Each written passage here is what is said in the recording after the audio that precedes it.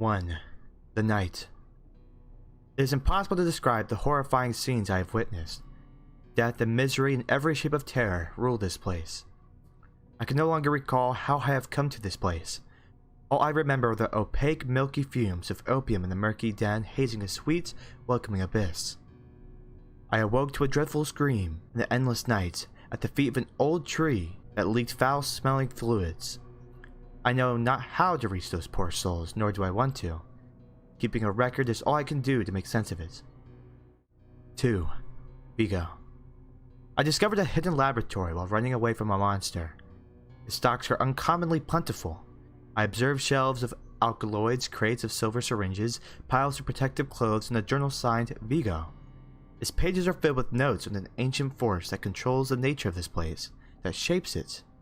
I also noted a few drawings of the growing cankers I've seen on trees. 3. The Blight. I have been obsessively deciphering Vigo's journal. His work is elegant but erratic, drawing obscure conclusions from disjointed fields. Most entries mention a powerful force, the entity, which undergoes a purge that occurs once a year. During this period, the entity is infested with blight. According to Vigo, cankers bloom into pustulas, a type of flower that spurts putrid nectar, the thick fluid I saw oozing from the trees.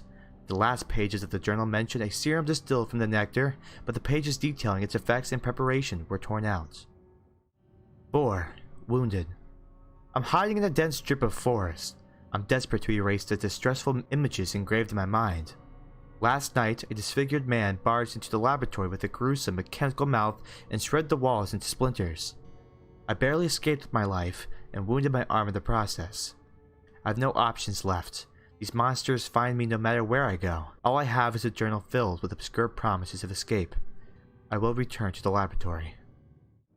5. Experiment. I'm close to death, I can feel it. When I returned to the laboratory, I started experimenting with putrid nectar and distilled it into the foul serum. But I made a terrible mistake.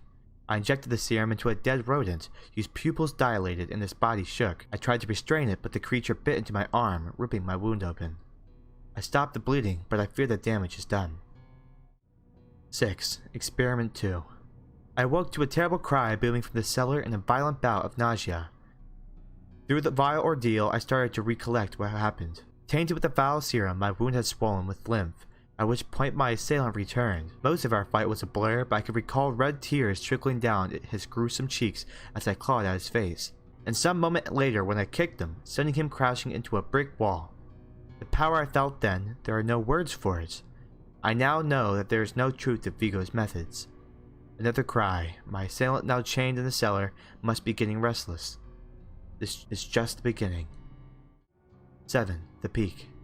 I should have foreseen his escape, given the potent dosage I administered him, but I needed to see the results. Pustula flowers are now blooming on the path leading to the laboratory. According to Vigo's journal, this rapid spread is a sign that the blight is at its peak. Soon, there will be no more putrid nectar to extract. 8. Exhausted.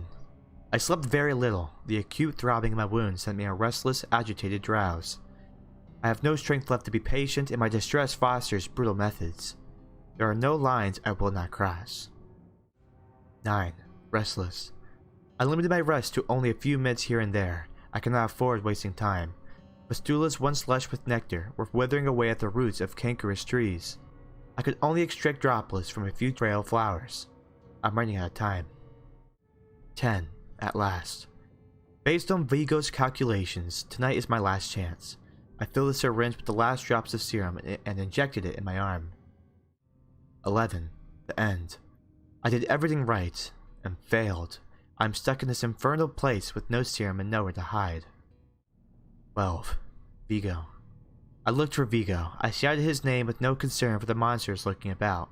I need to find him. I pictured the scene, etching a canvas of wild lines in my mind, focusing on the moon, and I know something is off.